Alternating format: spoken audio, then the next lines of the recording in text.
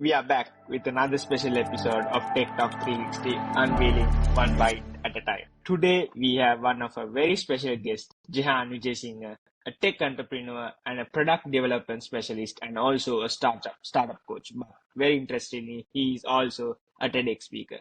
Hi, Jehan. How are you doing today? Hi, Rasal. Thank you so much for having me here with your podcast. Looking forward to a good conversation with you. It's my pleasure. So let's just start off. I just want to know who is Jehan Wijesinghe. Yeah, it's a very deep question. How can I put it? I am a person that absolutely hates to be stagnated in one place. I think that's the best definition of me. I constantly strive to do something new, solve some problem, make someone's life better, and make my life harder while doing that. For me, my constant driving force is to achieve more and more, and my number one passion is entrepreneurship. I use entrepreneurship as a vehicle for me to fulfill my passions and my how do I say, what I want to achieve in life. That's a little bit about me. Amazing. So, something that is really important these days to the youth is entrepreneurship. So, if I just when I just research about you and your profile on LinkedIn, let's just start off when you started your journey from being a software engineer to becoming a tech entrepreneur and a startup coach. Startup coaching is something that is really happening around the world these days. What do you actually say when how did you start up the journey and how is it been so far? So as you said, I started my career as a software engineer.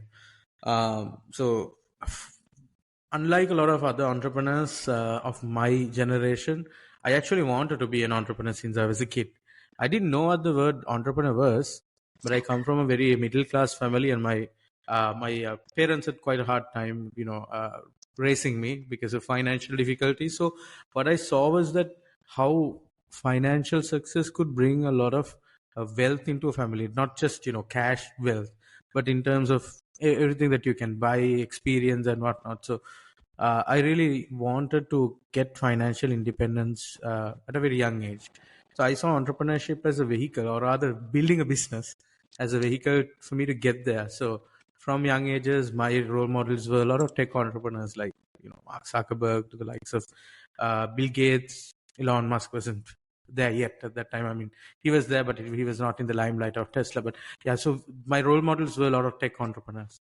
And so I knew that I had to start a tech company, right? So as a child so I started coding at a very young age, because I saw that by learning engineering, because software engineering is one of those amazing fields that you only need a laptop and internet connection to create something. And of course, knowledge is readily available anywhere in the internet. So I saw that software development is a good way for me to get into tech entrepreneurship. So I learned how to code since I was like 12. I self-taught myself. I became a Java certified developer when I was 16. And then I went into university at IIT, did 2 years there, first 2 years. And then in my third year, I went into my internship at a company called 99X. And at 99X, that's where I realized that I love to code, and but at the same time, I don't want to be stagnant sitting and coding for the rest of my life. So I told my mentor at that time, look, I don't want to get into a team and work there for tens or many years. Put me into something new. And he got me into a team that does internal innovation products, meaning they would come up with products for the internal purposes as well as for commercialization. And that's where I started my career. And shortly afterwards, at that point, I realized that being an employee is not for me. I wanted to do something new, wanted something of my own. And with that, I met my first business partner. He's the current CEO of 99X. At that time, he was the CTO. And he saw that I was very passionate about entrepreneurship. And he too was very passionate in creating something. And that's when we got together and, we created our first business, IgniterSpace. I was 19 at that time.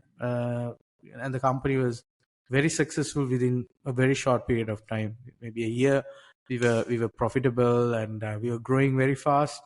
And I was there CEO for 5 years, built the company from zero revenue to a valuation of over $3 million. That was about 2 years ago, and I stepped down from my CEO role, and I went into tech entrepreneurship for some time.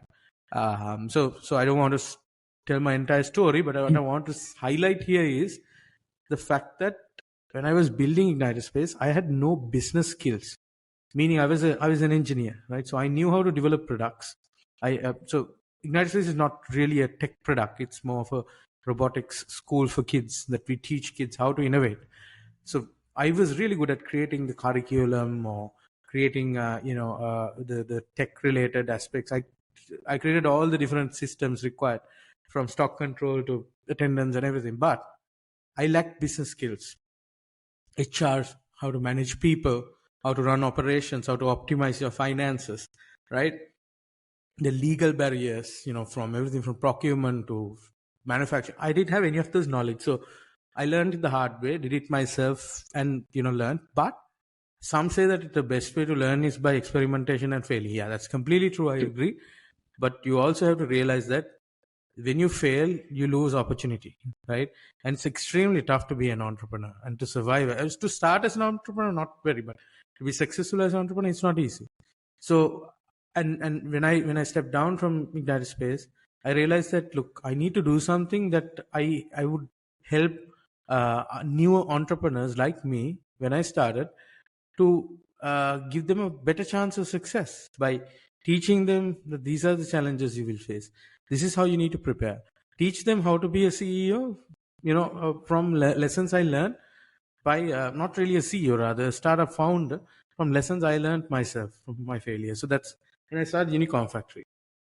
With Unicorn Factory, the community grew to thousands and thousands of startup enthusiasts, and it eventually led me into mentoring hundreds and hundreds of entrepreneurs around the country.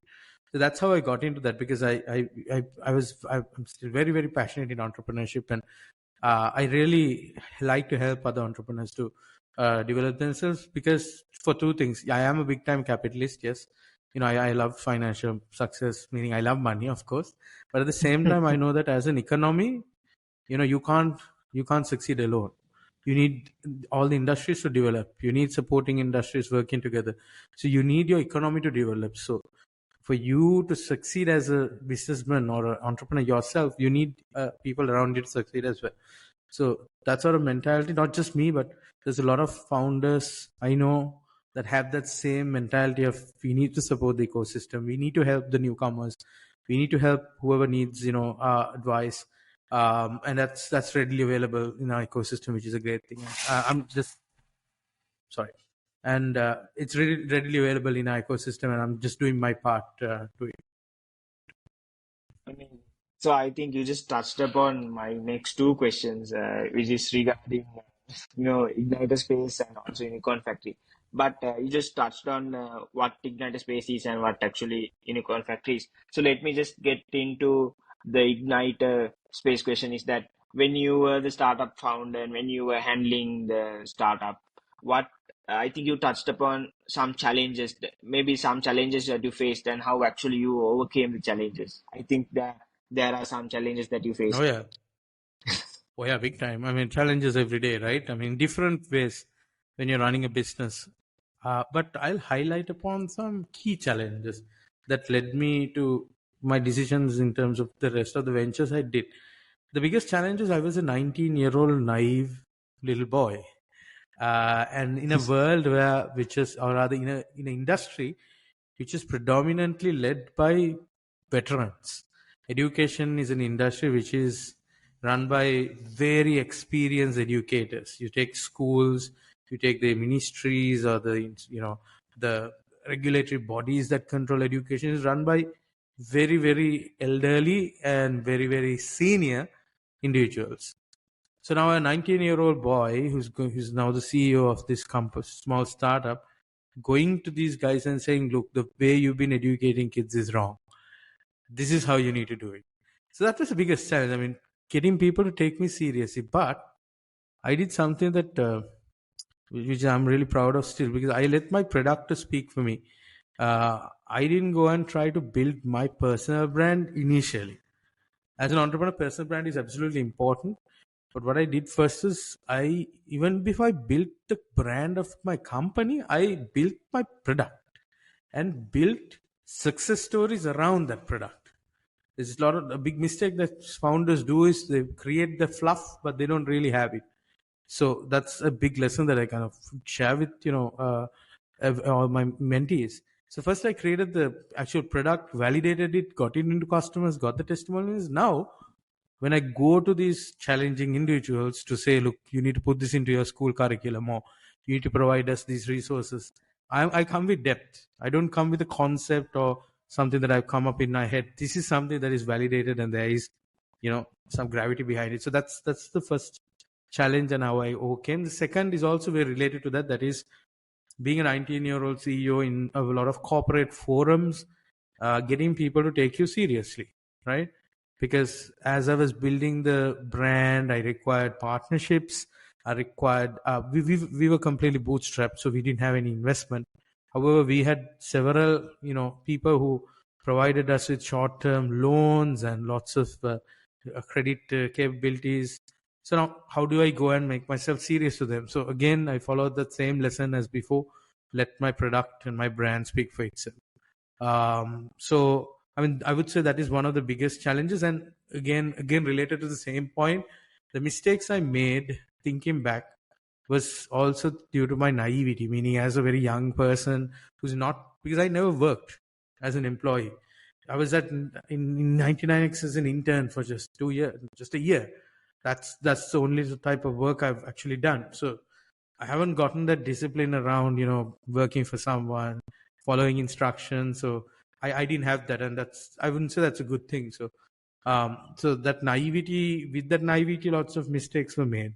So that's what I always say. Like, it's very challenging when you become an entrepreneur first time right off school. You need to build a little bit of discipline. You need to build a little bit of maturity, which is why we see more than the first venture, the second or third venture is what is successful. Yeah, Luckily for me, the first venture was successful because I learned from my lessons, and also not, I had to give a credit because I had a very senior partner. My partner was very much senior to me, so he was my mentor.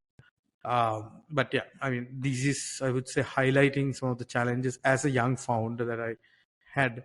Apart that, obvious challenges were there, finding the right customers, operational issues that you get, finding staff. These are all, challenges that are day to day. But I wanted to highlight that specific challenge that resonates to me. amazing. Some amazing points that we can touch upon, and we can, go from there. So if I just ask you, so since you have, the idea of what are the trending products nowadays, pretty much the young growing minds are really into this product, new products and also innovation, and how these they can make strategies to, to market these products. Thing? Is it like the innovation, or is it the strategy? How do they get that perfect product from to create a successful product? So it's a really good question, Russell. Now here's the thing: when you're designing a product, the first thing you need to look at is what is the problem that I'm solving. Right? It's a very simple question. You need to first look at the fundamental problem, right? And then you need to look at who are the stakeholders that is experiencing this problem, and why are they experiencing this problem? What is the environment like? The reason why I'm saying that is big mistake that first time founders do is they are solution oriented, meaning they would suddenly say, look, I'm going to come up with a platform that people can order medicine online, or they're going to say, I'm going to come up with a app where people at home can cook food and get stuff delivered. Now these are concepts, yes, good, but why are you creating that? What is the fundamental problem? Because in most cases, the hard part is not building the product, right? If you can So code, the yeah, if you can code, there's enough frameworks and default templates that you can download, create the app. It's not hard to actually create it. But what's Yeah. hard is, as you said, to sell the product, to get it to consumers, right? In most cases, products, not in most cases, every time, not only anything fails because you're unable to sell it, right? You have to be able to sell the product. So if selling a tech product, you need to understand what market you are in, what the market size is, right? But before you get to that, as I said, the fundamental is there a problem that this solution addresses, right? So don't think solution oriented. I would always say to think problem oriented. Identify the Yes. problem, figure out who the stakeholders are, figure out why they're having that problem, because it could be anything. You may be coming up with a B2C solution where your product is going to the hands of individuals, or it could be a B2B solution. Your product is going to be used by companies or other organizations. For example, you're coming up with a recruitment platform, an app that helps people to hire others. Then you look at, okay, what is the problem that companies are facing? Okay, they are unable to get quality CVs, and it's expensive to spend on headhunters. Okay, now then we look at, okay, what is the existing solutions, right? What are the limitations of this existing solution? So you do your research, then you look at the industry, right? So there is a whole process of it. But the simple piece of advice is that if you're thinking of starting a tech product, be very, very cautious in terms of the actual concept. There's a lot of validation required before you actually go ahead and build it. And even when you're building it, I would advise to build it in phases. MVP first and keep developing it. Yeah. Maybe. So let's just take a step away from Igniter Space and all the product side.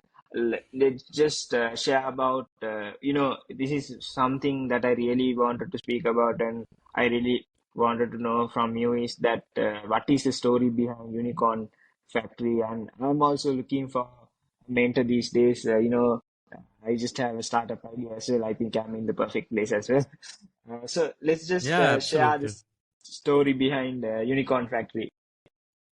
Yeah. So with as I was exiting IgniterSpace, why I did that was due to multiple reasons. But I started. I'm sure you have questions on that in the future. But just to make that connection, I went into creating my own tech company, and we'll talk about it later. Right after I stepped out of IgniterSpace, but what I wanted, one of my burning issues that I had, or not rather issue, something that I really wanted to do was I wanted to I wanted to create something, or find a way to help new entrepreneurs to avoid and or pass around the uh, obstacles that I had or the mistakes I made. I wanted the youth or the new entrepreneurs to have it an easier way, right? Give them a little bit of a boost in terms of their startup success.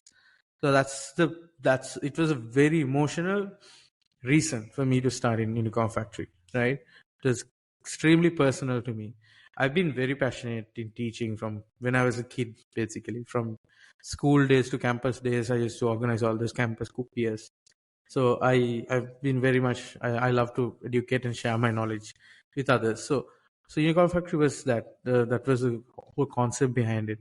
And I've been working with the US Embassy for close to a decade now, in Colombo, and these guys have supported me in a lot of my ventures. They were very gracious to provide a very good grant for me to start Unicorn Factory, and we had lots of support from the ecosystem, and that's how I started. Initially, we started it as a talk show where I brought in experienced entrepreneurs. I looked at 24 areas that I had challenges in. Everything from, let's say, properly analyzing my finances, or identifying the legalities of contractual obligations, or maybe how to properly identify a go to market strategy. I think those are the areas that I always learned. I struggled a lot. I identified those areas, and then I looked at what are the areas from that which can be generalized to apply to others, which others can apply, other entrepreneurs. And then I got 2018, actually 18 entrepreneurs from those specific area. Let's say my topic is to speak about go to market. I will bring an entrepreneur who has good knowledge in that. I want to speak about financial aspect. I bring someone who has knowledge in that. and it was basically a interview series. That's how it started. And then I went to create another video series called Fundamentals of Starting a Business. That series had topics starting from the basics of how to come up with an idea, what are the areas you need to look at when coming up with an idea, how to validate the idea. And it was step by step until we've done hundreds of videos, so many steps on how to create. Then we created another series which is a podcast, where we basically take a topic and we just hash out. Me and I found another person for Unicorn Factory as we went along, and I got him to become a co-founder, Shavin. So we do podcasts. Unfortunately, we haven't done one in such a long time because again we are both very busy. So that's how that was the content side. But then what we realized was that Unicorn Factory was still very one way, meaning we were speaking, others were, the audience is listening. The only interaction we would have is via comments, or sometimes occasionally they would reach out to us. Then we decided, look, we need to go to the next step, which is we need to make this bidirectional. Well, let's start a boot camp. So basically what we did was, again, we got a grant, luckily. We called out for applications. We selected 30 entrepreneurs, and these were early stage or entrepreneurs in the idea stage. We had a comprehensive 4 or 6 month boot camp where we taught them from scratch, and it was physically done. First cohort was online. It was just after COVID. Second cohort we did it physically.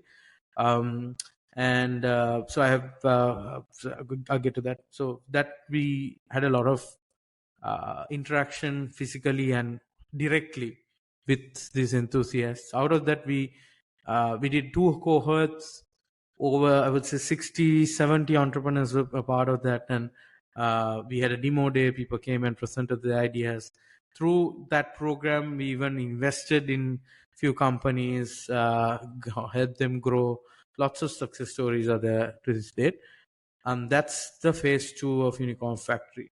And it has evolved actually afterwards. I don't think you have found that on my LinkedIn, but we ran out of funding. Obviously, that was something that we knew was happening. We can't do this for free forever. So what then we decided was we need to keep this initiative going. We cannot stop this. So what we decided was we will now run only the content portion via Unicorn Factory. So Unicorn Factory is still functioning. We have the content portion of it. And then for the bidirectional or the learning component, we'll come up with a new brand. And that's when Shavin and I created something called Nest Sri Lanka. Nest is a platform for early stage entrepreneurs. For them, we gave them a 4-month program. We call that Nest Nurture program. You have to be early stage as an entrepreneur, meaning you have to have your company at least at the ideas, not even late idea stage, when you have to have your concept developed. And we preferably get entrepreneurs who have a running business early stage, and then we basically take them through a 4-month boot camp to really help them grow. So it's not a course. I'm sorry if I use that word. It's not a course. My good friend Kanishka Veeramundu, the director of owner of Pay Media, he's given us his space at Square Hub. So he's given us the boardroom. On Saturdays we meet. We still do this program. On Saturdays we meet. Everyone sits in the boardroom in the meeting room, and then we discuss. We discuss each other's strategies. We create collaborations with each other. So I have a kombucha company now. I have in the program, there's an edtech company. There is a guy who manufactures school bags. So many different entrepreneurs in that particular company. So that's right. That's a paid program, very nominal though. So that's Nest. So that's how we keep it going. So with Nest, it's a private company, meaning it's a for-profit company. Unicorn Factory is not for profit. So with Nest, we will funnel in some of our profits to keep Unicorn Factory running. So that's how Unicorn Factory started and the current stage of it too. So I think you gave a hint on the next question that's coming up. So it's about product having spell it, right? Correct, exactly. Amazing. So how does this combine your knowledge in the product development for the past 10 years, and what change Absolutely. does this bring in, and what is the So vision of it? So tavern was I combined two things I love: product and tavern. Being at the tavern, so product tavern, that's the name. I started product tavern in I can't remember, but I think 2 years before I exited IgniterSpace, because my Yeah, yeah. core On LinkedIn, passion. it says 2020 There you in go. Yeah, LinkedIn. Yeah. yeah, that makes sense. So essentially, what my passion was, I mean, I was running an education company, a robotics company, yes, but as a child, I'm a developer, so my roots are still in tech. I really love tech, so I wanted to create my own tech product. To be very honest, I had not done that until that point. So I, even during my campus days while running IgniterSpace, I used to have a drive, Google Drive. I still have that drive. I occasionally go to that, and that I would just put up ideas I have. Some are not even in the idea stage. Some are in the actual concept develop stage. Like I create the prototypes of wireframes of it. Are there. I come up with concepts for travel apps, like ride sharing apps, discount card platforms, and lots of stuff, but I actually couldn't execute any of those. So, but in that process, I did a lot of consultancy work for lots of individuals, technology companies, and I did a lot of stuff for them, meaning from everything from developing a product concept to doing the market research, coming up with the user journeys. So I kept my passion going by doing a lots of consultancy like that, and in that process I learned a lot about how to. So one of the I'll give you a story, like one of the success stories. That's actually how Product One actually started. Now I figured out that I had the skill set for that. One of my friends brought a friend of his that lives in Australia, Sri Lankan, and he told me, look, I have this concept. There's a lots of I have a boat in Sydney Harbour, but I don't put this boat out every day. I only go use it like once or twice a month, and the rest of the time it's in the harbour. So shall we come up with some concepts so that I can take maximum use of just not my boat but all the other people who had the same problem. Then we came up with this concept of boat sharing. It's not a novel concept; it was already existing, but not in Sydney. So we came up with that concept, developed the concept. It was a platform, and the differences using this product's name. It's called the Boaters Club. We created the branding and all of that too. The Boaters Club, you can list your boat, create an experience out of it, and put it online. And we so we created the concept, the UI UX, the branding. We actually developed a mobile app and a web app, and I actually did it with my brother at that time, because my brother became a software engineer, and he followed the career path, and he's a very successful senior engineer now, my younger brother. We got together and did it, right? I mean, there was no company at that time. I was running IgniterSpace. And so Voters Club, then we also took the marketing portion, meaning we hired some people to on freelance basis to do the marketing, meaning acquire the suppliers. We got more than 100 suppliers all around Sri Lanka. Even to this date, if I travel down south to anywhere near a lake or ocean, I know the operators of Benthorus Waters. We have hundreds of them. So that was really a passion project. We made money off that project, but it was really fun. Then it came to me that, look, I did the whole iteration from the concept development to MVP, developing the actual thing, doing the marketing, putting it out, building the operation. So this is the product life cycle.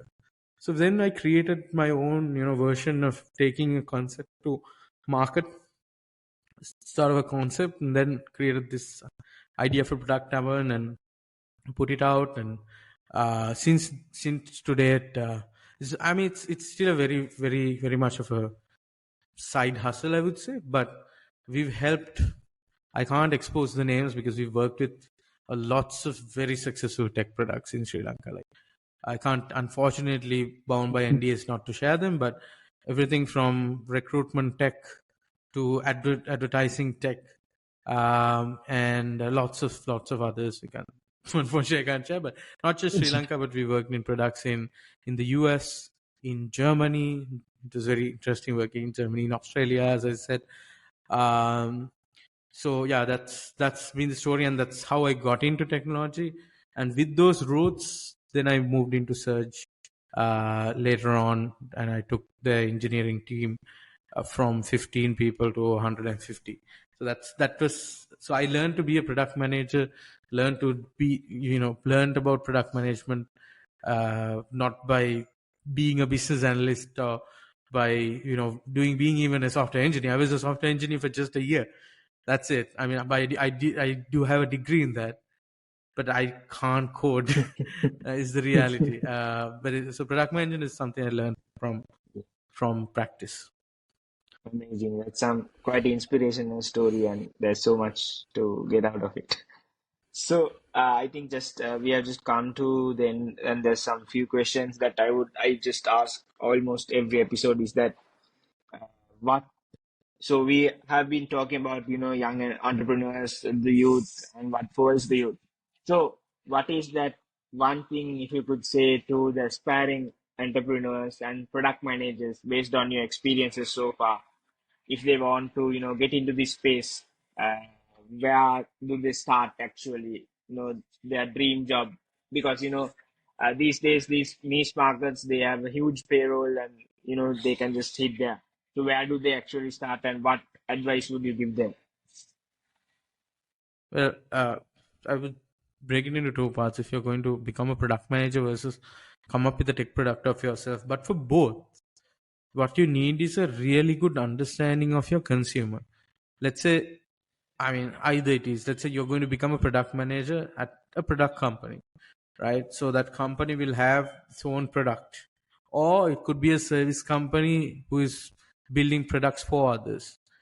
Anyway, whatever the case, a product manager is someone who understands the product more than anyone else.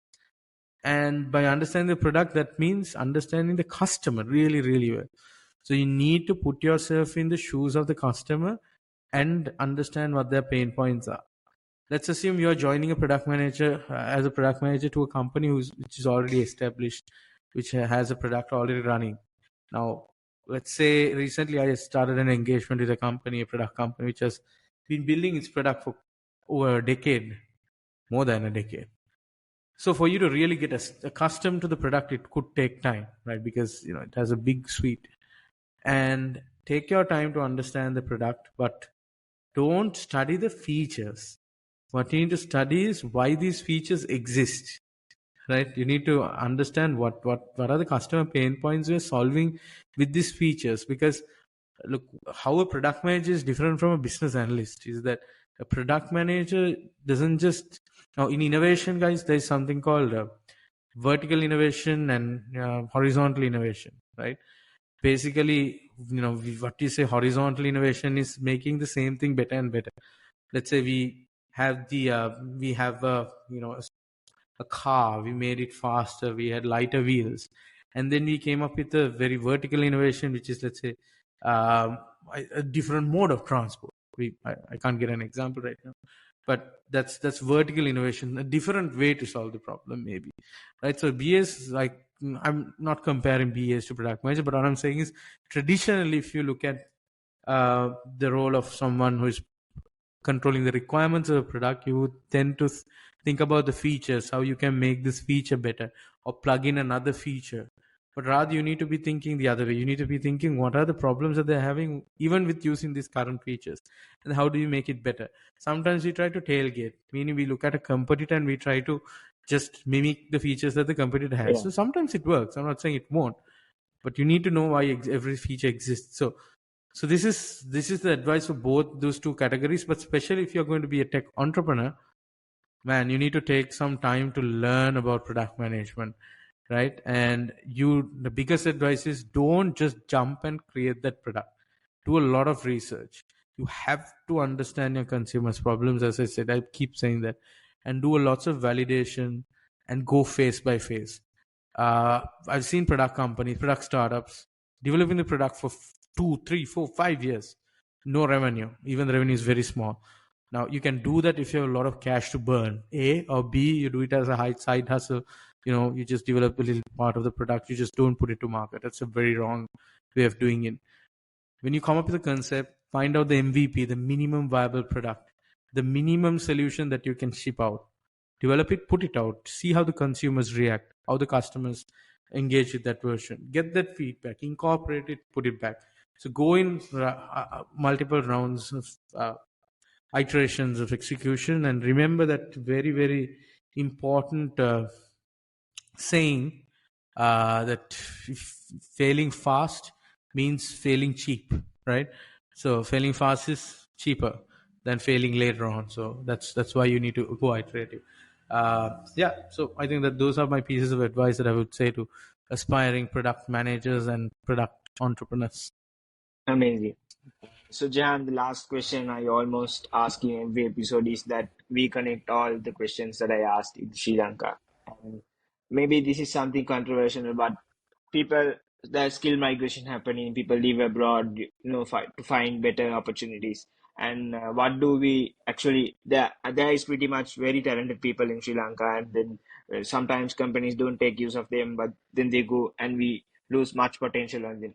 But we do have much capacity here. What do you say to retain this talent? What is that thing that you have to tell for Sri Lanka and the youth of Sri Lanka? I love that question, and everybody asks me lots of time, why are you still here? The reason why I'm still here is because there's a lot of opportunity here. There's a ton of opportunity in this country. Look at the products that we have. We don't have much, right? But there's lots of potential for growth here. What you need to stop is to get yourself, your mindset should change from that complaining mindset into more of a self-driven mindset. Meaning, as youth, if we try to blame someone else for the way, there's lots of people to blame because of for the inflation or the really bad economy we have. There's a lot of people to blame, but what are we going to get by complaining? I am a firm, I wouldn't say I'm a pessimist, but I'm not an optimist either. I'm a realist. So for me, I don't really see a lot of development in this country for the next 10 years. That's the reality of it. But as a capitalist, there's a lot of things that you can get. You can get lots of advantages.